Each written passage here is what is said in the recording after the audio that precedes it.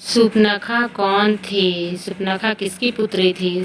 सुपनखा के माता पिता का नाम क्या था? सुपनखा का असली नाम क्या था? आखिर पूर्व जन्म में सुपनखा कौन थी और किस श्राप के कारण सुपनखा का जन्म हुआ? फ्रेंड्स, आज हम जानेंगे सुपनखा से जुड़ी सारी बातें। नमस्कार दोस्तों, मेरा नाम आरती गुप्ता, आपका मेरे चैनल में स्वागत है और मेरे चैनल को लाइक एंड सब्सक्राइब करिए। वीडियो पूरा एंड तक देखें। आज हम लोग सुपनखा से जुड़ी सारी बातों का चर्चा करेंगे। चलिए अब हम स्टार्ट करते हैं। सुपनखा महर्षि पुलस्त्य के पुत्र विश्वा और तथा राक्षस सुमाली तथा ताड़का की पुत्री कैकसी की पुत्री थी। सुपनखा का राक्षसी स्वभाव उसकी माता कैकसी के कारण हुआ। सुपनखा के तीनों भाई भी थे, जिनमें दो राक्षस प्रवृत्ति के रावण और कुंभकर्ण तथा एक ऋषि प्रवृत्ति का विभीषण था। विभीषण का स्वभाव महर्षि विश्वा के समान था, इसीलिए रावण, कुंभकर्ण, सुपनखा सहित कैकसी भी विभीषण से घृणा करती थी। सुपनखा के पास कई मायावी शक्ति थी, जिससे वो उड़ सकती थी, इच्छा अनुसार रूप बदल सकती थी। सुपनखा की माता का नाम कैकसी था, जो राक्षसी सुमाली तथा ताड़का की पुत्री थी। इस कारण वो अपनी माँ कैकसी की तरह से राक्षस कन्या थी। जबकि सुपनखा के पिता ऋषि विश्वा था, जो ऋषि पुलस्त्य के पुत्र थे, इसलिए पिता ऋषि विश्वा की तरह से वो एक ऋषि कन्या थी। किंतु सुपनखा पर अपनी माँ के स्वभाव का प्रभाव अधिक पड़ा, जिससे वह राक्षसी बन गई। सुपनखा का असली नाम मीनाक्षी था, क्योंकि सुपनखा की आंखें मछली के समान थी। सुपनखा बचपन से ही चालाक, बुद्धिमान होने के साथ सुंदर भी थी। सुपनखा का विवाह दैत्य राक्षस कालिकेप के पुत्र विद्युतजिह्व से हुआ था, जो राक्षस के समान ही बलशाली तथा मायावी विद्याओं से पारंगत था। विद्युतजिह्व तीनों लोकों पर अपना राज्य करना चाहता था, किंतु रावण और विद्युतजिह्व के बीच तीनों लोकों का अधिपत्य बनने की बात पर युद्ध हुआ। तो उस युद्ध में रावण ने अपनी बहन के पति विद्युतजिह्व का वध कर दिया। सुपनखा का वास्तविक नाम सुपनखा नहीं था, उनका वास्तविक नाम था मीनाक्षी, क्योंकि उनकी आंखें मीन के समान अर्थात मछली के समान थी। किंतु मीनाक्षी के नाखून राक्षसों की भांति बड़े बड़े सूप के समान और नुकीले थे, इसीलिए मीनाक्षी का नाम सुपनखा हो गया। सुपनखा का अर्थ होता है बड़े बड़े नाखून धारण करने वाली स्त्री, अर्थात बड़े बड़े सूप के समान नाखून रखने वाली को सुपनखा कहते हैं। सुपनखा की कहानी। राक्षस प्रवृत्ति वाले सुपनखा महर्षि विश्वा और राक्षसी कैकसी की पुत्री थी, जिसका विवाह दैत्य कालिकेप के पुत्र विद्युतजिह्व के साथ हुआ था। विद्युतजिह्व राक्षस की तरह ही शक्तिशाली मायावी था, किंतु असुर साम्राज्य का अधिपत्य बनाना चाहता था। लेकिन रावण को यह बात पसंद नहीं आई। रावण तथा कालिकेय के बीच युद्ध आरंभ हो गया। दोनों ओर से मायावी शक्तियों और तथा अस्त्र शस्त्र का प्रयोग किया गया और मायावी युद्ध हुआ, किंतु अंत में राक्षस राज रावण ने कालिकेय के पुत्र विद्युतजिह्व का वध कर दिया।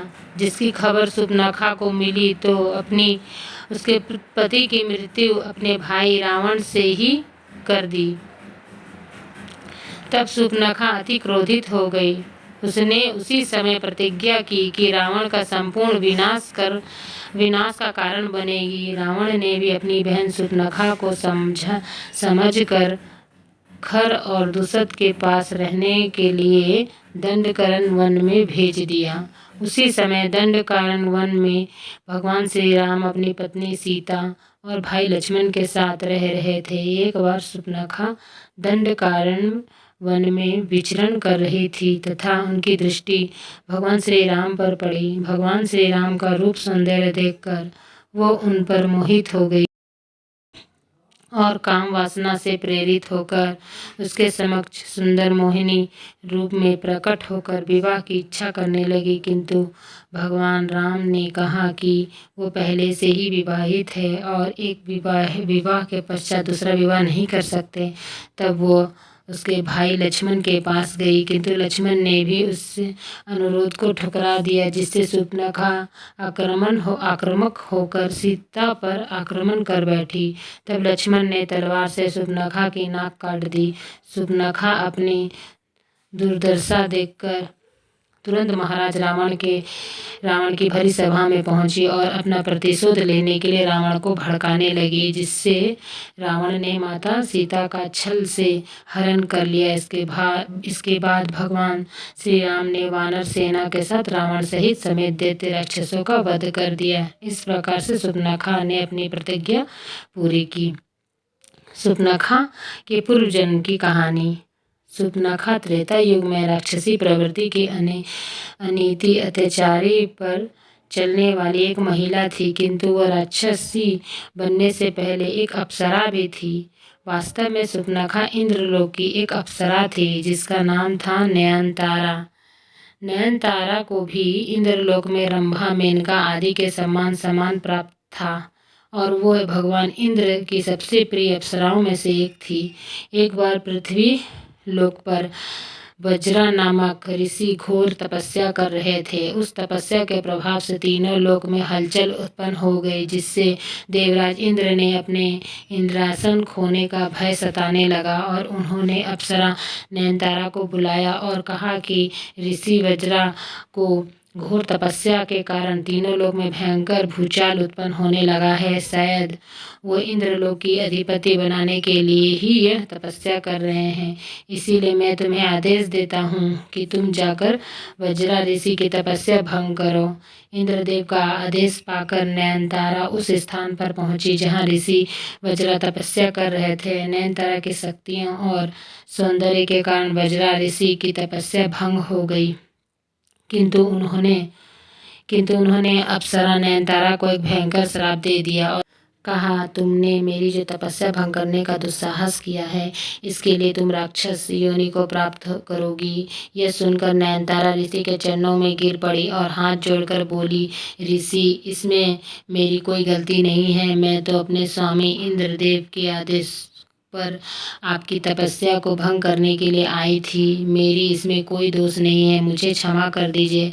नयनतारा के इस अनुरोध के बाद ऋषि वज्रा के हृदय में दया उत्पन्न हो गई और उन्होंने कहा कि मेरे दिया गया श्राप वापस नहीं होगा, किंतु तुम्हें राक्षसी रूप में ही भगवान विष्णु रूपी श्री राम के दर्शन करने का सौभाग्य प्राप्त होगा। नयनतारा ऋषि वज्रा को प्रणाम करके वापस इंद्रलोक में आ गई और उन्होंने देवराज इंद्र को समस्त घटना के बारे में अवगत कराया। तब भगवान इंद्र ने उन्हें अप्सरा स्वरूप त्याग कर केकसी और महर्षि विश्रा की पुत्री के रूप में जन्म के लिए कहा। इस प्रकार से नयनतारा अप्सरा शूर्पणखा राक्षसी के रूप में उत्पन्न हुई, किंतु उसके मन में भगवान श्री राम से विवाह करने की इच्छा जागृत हो गई तथा अपनी प्रतिज्ञा के कारण अपने राक्षस राज रावण सहित कई देवताओं का वध करने के कारण बनी।